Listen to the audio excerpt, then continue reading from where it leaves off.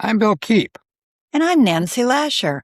Welcome to Profit, Power, and Policy. We do the research and explore how laws, regulations, businesses, and big money in politics have worked to the detriment of consumers and citizens. Today I'm interviewing my co-host, Dr. William Keep. Like me, Bill flunked retirement. In addition to our podcast, he continues to teach part-time and consult on matters involving multi-level marketing, direct selling, and pyramid schemes. While on faculty at the University of Kentucky in the mid-1990s, he agreed to help the Department of Justice prosecute a pyramid scheme. He went on to gain a national reputation for his work. His 2002 paper with a senior economist at the Federal Trade Commission was the first academic paper to provide a way of distinguishing between a legal multi-level marketing company and a pyramid scheme. He appears in the documentary Betting on Zero, the ESPN expose of the MLM company Advocare, and has been quoted in numerous articles in major media outlets. He has assisted the FTC, SEC, DOJ, state prosecutors, and in private cases. Welcome, Bill, and thanks for doing this morning. Thank you, Nancy. It's my pleasure. Let's start by defining a Ponzi scheme. My vision of a Ponzi scheme is that someone convinces you to give them money and they later give some back to you in the form of a dividend or return on investment. Is that how it works? Is that what Charles Ponzi did? It is basically how it works. In many cases, it doesn't even involve convincing someone. Someone just kind of runs up to you and wants to give you their money because you have a reputation or have gained a reputation of providing above average returns. So it's presented as a investment or business opportunity, and there's a bit of a difference there. And then earlier investors show that they have gotten this very, very nice return.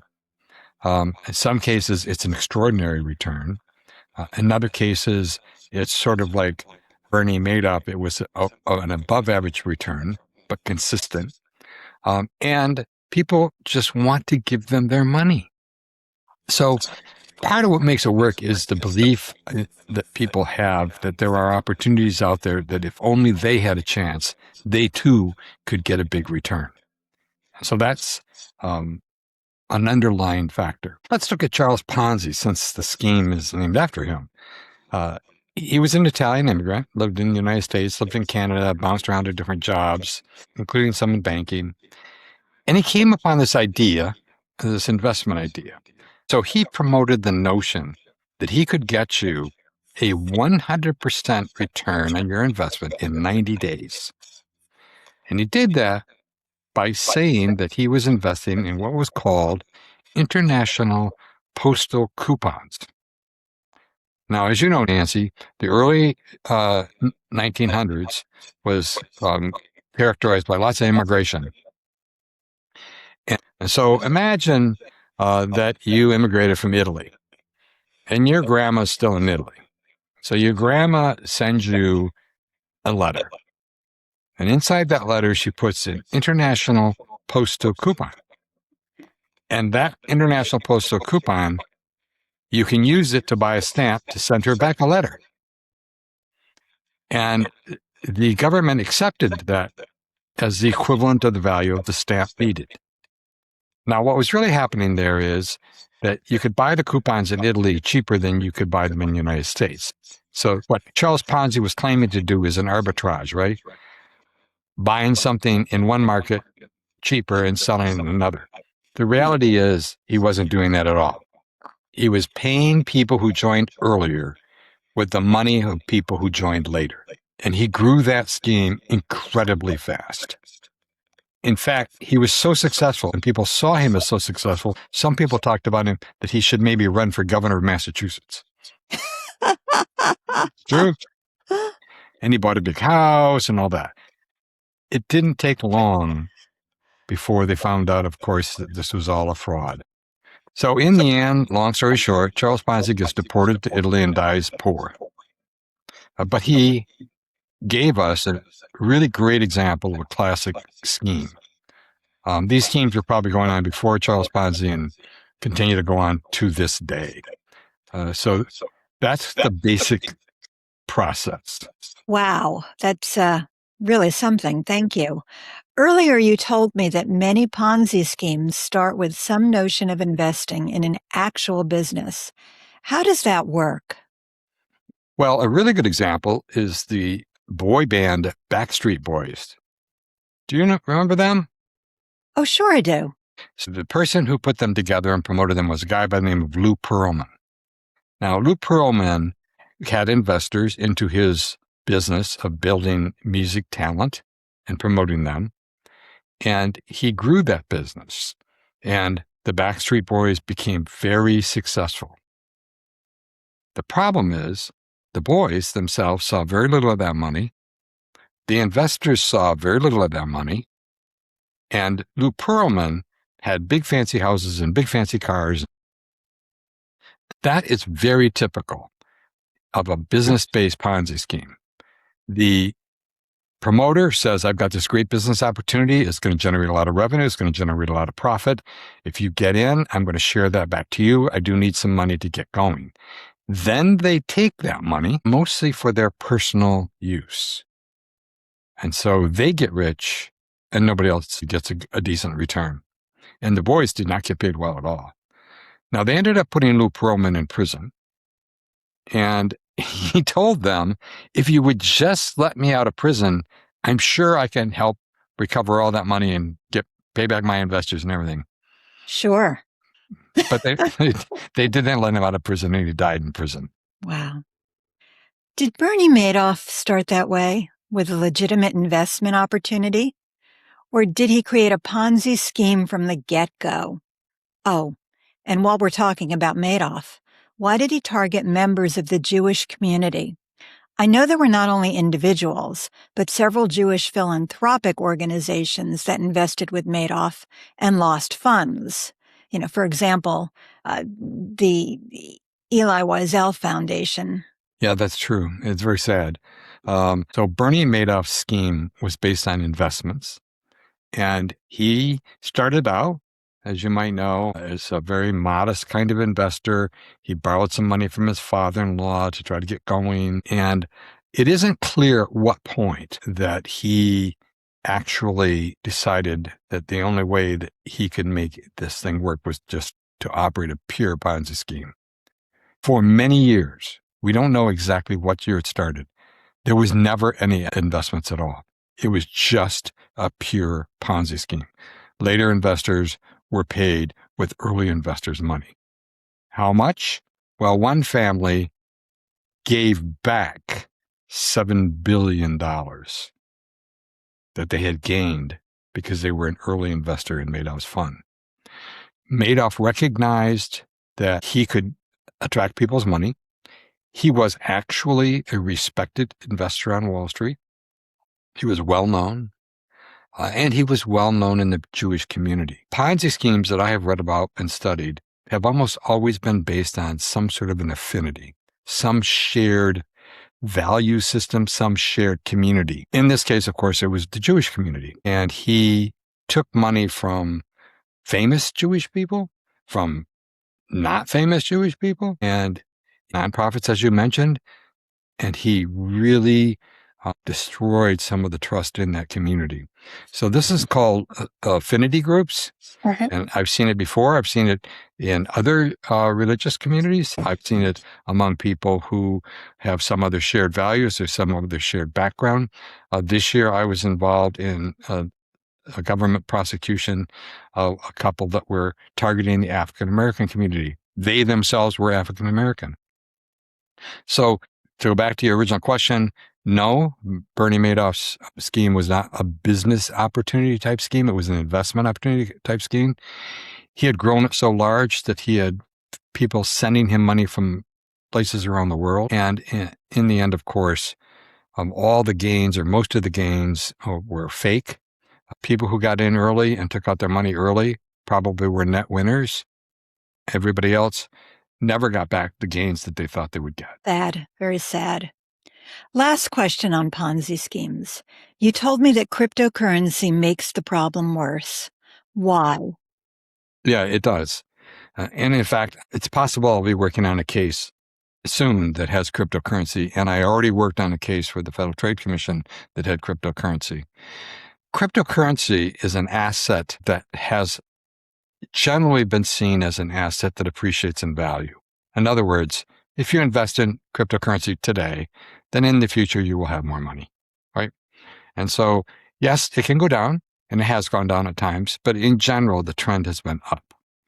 So you have this double message in terms of the Ponzi scheme. Not only are you going to get high returns, part of the reason you're going to get these high returns isn't just that I'm a smart investor managing your money. It's that I know how cryptocurrency works. And so we're going to tap into this growing value of cryptocurrency. So it becomes like a little engine that makes people even more convinced, oh, this is the right path to invest in. This person knows what they're really doing. They see in the news that cryptocurrency is going up in value. This person is telling them that they already gave back early investors a considerable return on their money. And then you're like, okay, well, this person knows what they're doing and they're in crypto, which is a good place to be. So I'm going to give them some of my money. Okay, let's shift to pyramid schemes, the kissing cousin of Ponzi schemes. I visualized people just making a person pyramid. What are they and how are they similar? And I told you, I visualize people making a pyramid, and then of course it's a pyramid scheme. So it crashes and everybody falls to the ground. Right. Kind of like cheerleaders or something. Yes. Right. Good visualization. The distinguishing characteristic of a pyramid scheme is that there is a baked-in recruitment reward system. Now, in the Madoff example of a Ponzi scheme, people would come to Madoff and just say, can you invest my money? I would really like you to invest my money. He even turned some people away. No one was getting paid to recruit. Now, it is true that as he got larger and larger, he had what were called feeder funds. In other words, these are money management funds. Suppose you gave your money to a money manager, then the money manager sent the fund to Madoff. You didn't send the money to Madoff. It is true that there was some feeder funds, and those feeder funds made some money, at least initially, but it wasn't a baked-in reward system. In terms of pyramid schemes, and they fall into two broad categories, though they sometimes overlap. They are either purely an investment scheme, similar to a Ponzi scheme, or they're a product-based pyramid scheme. Let's talk about the investment type first. These are also sometimes called gifting clubs. And what they are is purely investment based on you and your friends. I say, Nancy, economy's kind of tough. Being retired, you're on a fixed income. I don't know if this is for you, but I've known you for a long time. We've worked together for a long time. I have this opportunity. I put in $1,500 and 90 days later, I took out $8,000. And you're like, huh, really? How does that work? And I'm like, well, it's people helping people. And so you get some of your friends in, but in reality, of course, this is just a pure wealth transfer scheme. There's no investing going on. There's no cryptocurrency involved. There's nothing. There's just moving money. So I recruit you in, you put in your $1,500, you recruit some other people in, maybe I'll even help you do that. They put in their $1,500, you rise up to the top of the pyramid and you get your payoff. And then you can rejoin if you want. So these things can perpetuate. Now, a court case earlier this year involved 8,000 people and $30 million approximately. Wow. Whenever I talk to people about this, they're like, well, why would people fall for this? You would be amazed. Yeah. I mean, educated people, experienced people, all trying to just get that little extra edge on a return on investment. Now, I will say that it's possible that some of those people know darn well that this is a scheme. What they're doing is they're going to get in and get out. So they're going to get their $1,500 in there. They're going to meet their $8,000 or whatever the return is, and then they're going to walk away. And they knew it was a scheme going in. Mm-hmm. So you have purely innocent people who kind of believe the spiel. And it helps, of course, because of this affinity stuff I was talking about before. It's generally people who have some shared value with you. And then you have these people who are sort of engines of recruitment. They're happy to get in there and recruit others. And they know that this is going to collapse. Now, how long can they persist? It depends a lot on where the money's coming from. It depends on how the scheme is structured. It depends on how recruitment goes. It's possible to persist these schemes through different mechanisms, give back some return. If people want to draw their money out, get people to rejoin. There are ways to get it to stay around for a while. But in the end, it's guaranteed that between 85 and 90% of everybody at any given time is in a loss position. And as soon as you stop the scheme, they all lose their money. Gosh. Okay. There's civil fraud, where a victim loses money. And there's criminal fraud, in which the government prosecutes seeking a jail sentence. Explain to us when these schemes rise to the level of criminal prosecution. Good question. I wish I could say that there is some sort of mechanism that triggers the criminal prosecution. It has very much to do with the interest of prosecutors. Let me just explain. The Federal Trade Commission can only bring a civil charge. And so that means all they can do is try to recover money. They then will refer cases to the DOJ because the DOJ can bring criminal. In fact, the DOJ can choose between bringing civil or criminal.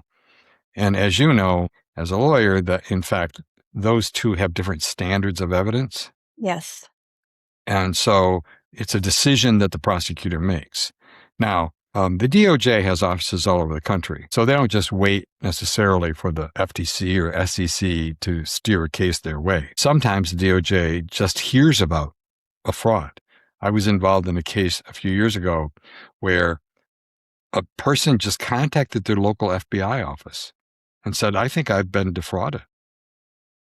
And the local FBI office asked some questions and then contacted the DOJ in the local area and said, hey, I think you need to look into this.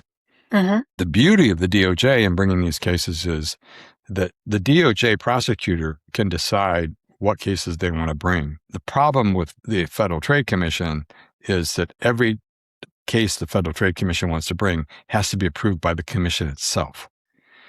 So the commission itself is very political, as you know. Yes. And so the Federal Trade Commission stumbles over itself because they can have evidence about a scheme that they believe they could bring a civil charge, but for some reason the commission won't approve it and they won't bring the case. Clearly, the criminal prosecution is the more serious one. If you are found guilty, you will go to prison. The very first case I was involved in was a criminal case in Western Kentucky called Golden Unlimited. The scheme was run by a married couple. They were actually a grandma and grandpa, and they were found guilty of running a pyramid scheme, basically running fraud, mail fraud, wire fraud. And they got 10 years in prison. I do want to mention the DOJ is, of course, subject to the resources it has. The DOJ is making a decision. What's the likelihood we're going to get a conviction given our limited resources? I think that's exactly right. And the FTC has the same problem. They only have X number of lawyers, X number of investigators, and so they have to make these decisions. Like I said, I like the DOJ's approach better because a lawyer somewhere in the United States who works for the DOJ and decides they want to bring a case can do it, doesn't need Washington's approval, doesn't have to go to a commission. I like that part. But I think you pointed out a really important thing. Government lawyers want to bring cases they can win. It's a matter of resources, but it's also a matter of your own personal prosecutorial record, right? And so they tend to bring cases that they are pretty sure they can win. Yeah. Okay. The financial pyramid scheme seems very, very similar to a Ponzi scheme.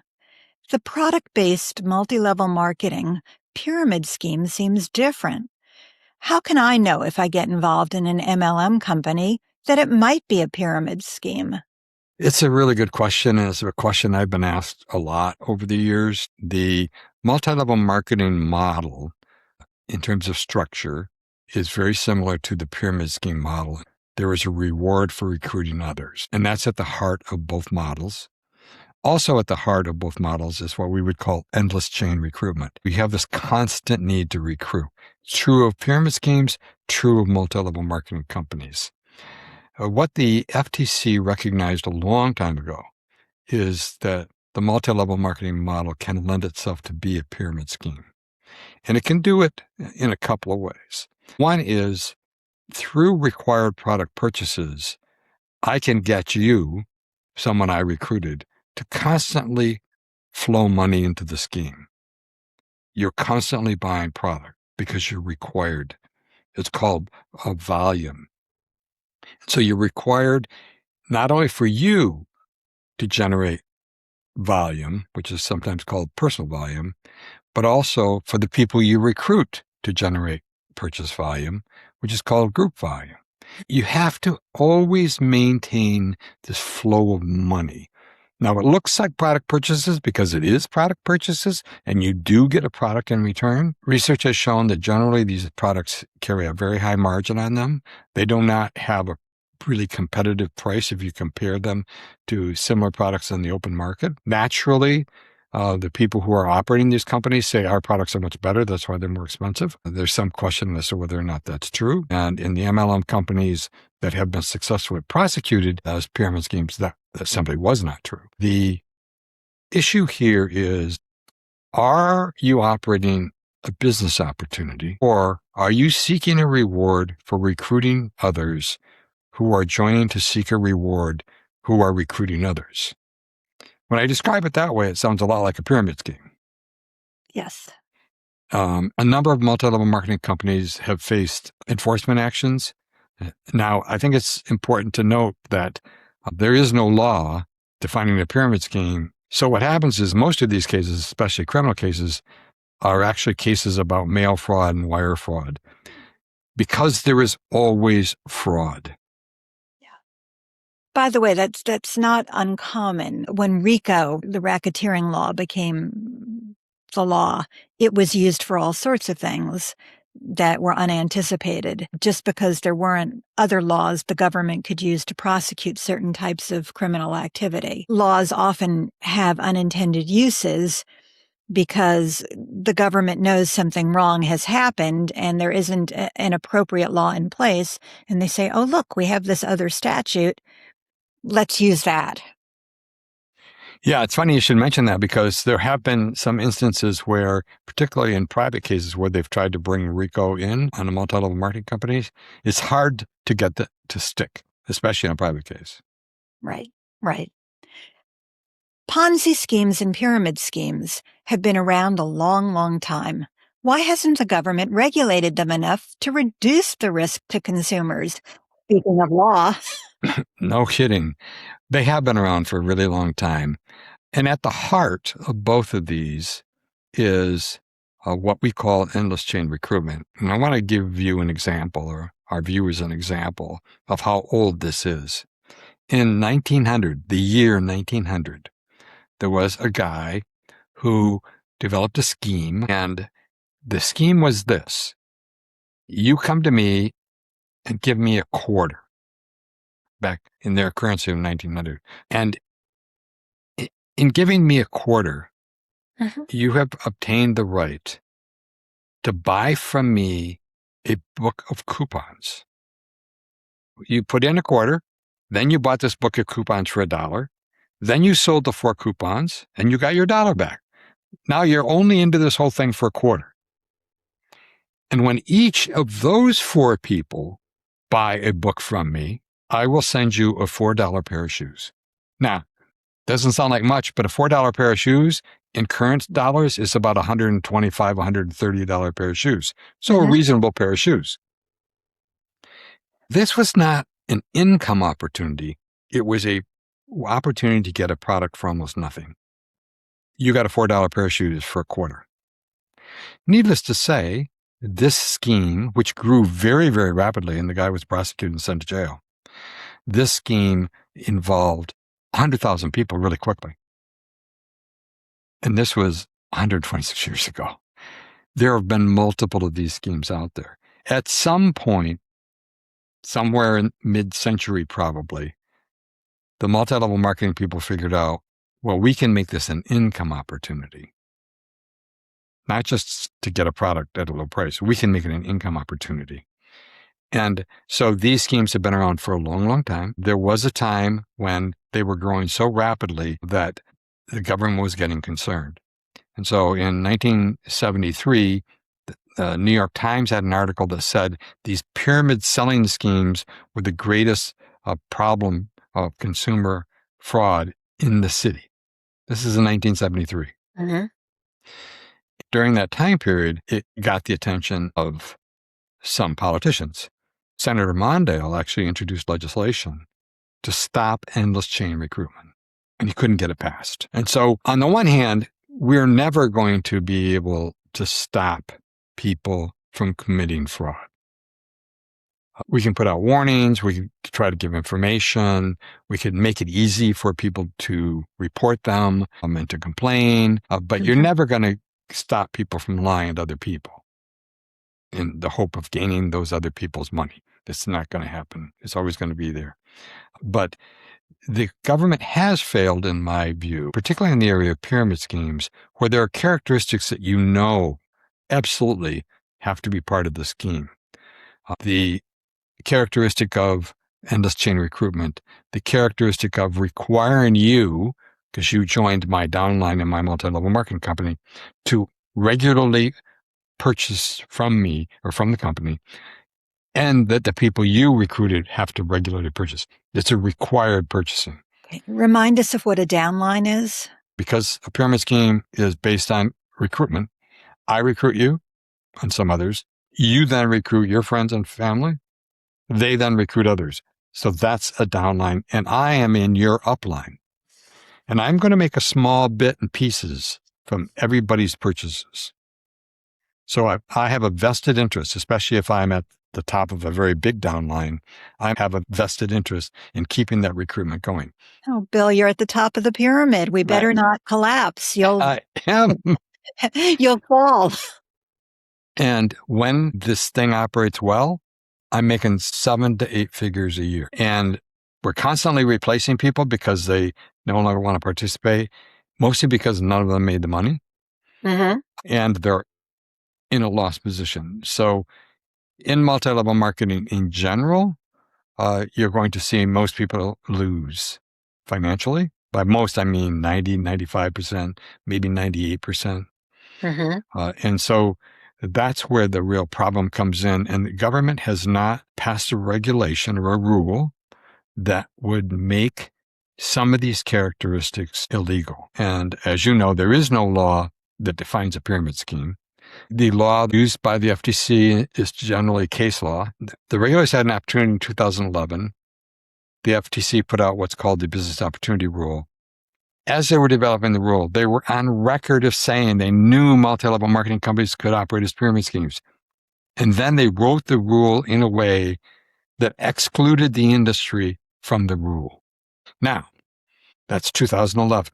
After much hand-wringing and lots of consumer complaints and me and other people getting involved, the FTC finally, in 2024, proposed new rules.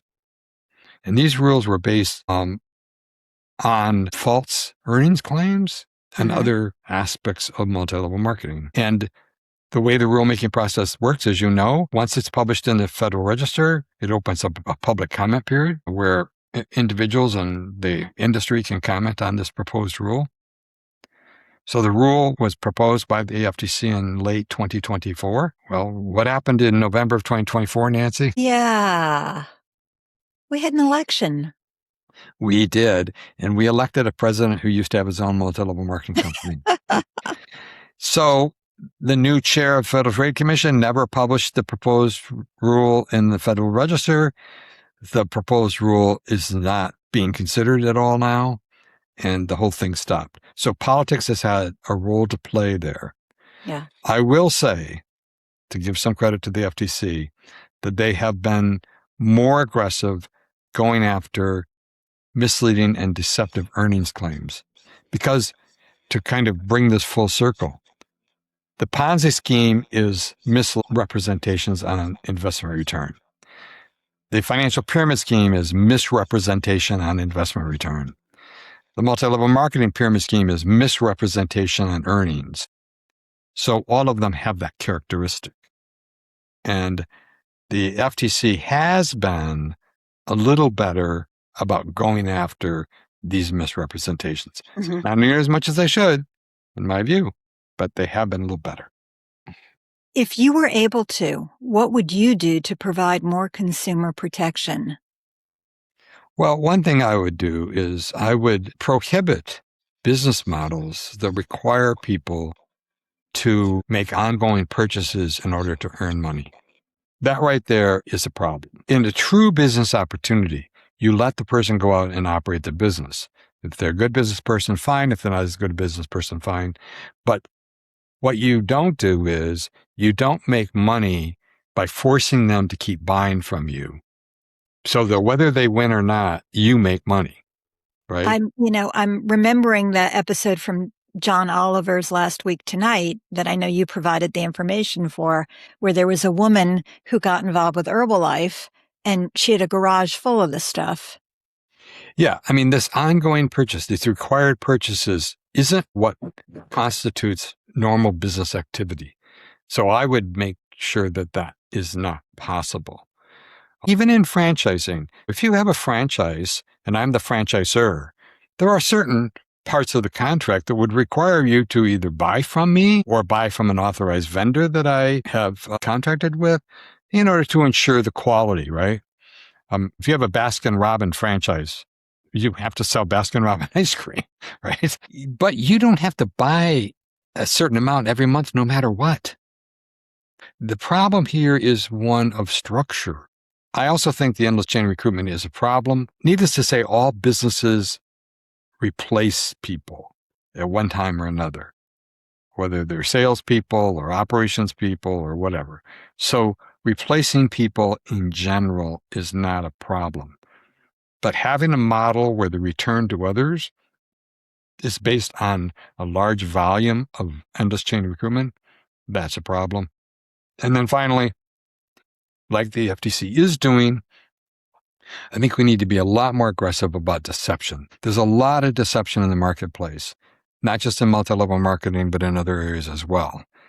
And we give companies a little bit of leeway, we call for puffery and a little bit of exaggeration's okay. But the reality is that we ought to criminally prosecute people who deceive other people and make a lot of money from that deception.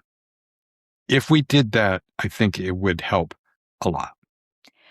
Puffery is legal in the United States. It's not legal in other countries. I'll give an example.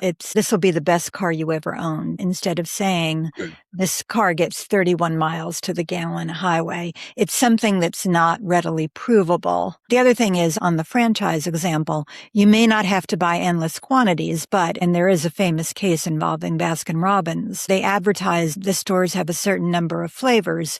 You do have to have those flavors. Okay. So there are certain rules involving franchisees. Right. No. But you're right. The Baskin-Robbins dealer doesn't have to have a freezer in his garage full of endless quantities of Baskin-Robbins ice cream. Right. Thank you very much, Bill. My pleasure. This was really informative. We hope our podcast helps you think about these issues, who has power, how they exercise that power, and how it impacts you and your community. When people talk about critical thinking, they mean a healthy skepticism when examining information. If you enjoy our podcast, please subscribe and share it with others. We welcome your comments, questions, and topic suggestions. Send your comments or questions to our email, asrb1776@gmail.com. That's asrb1776@gmail.com. And check us out on Substack.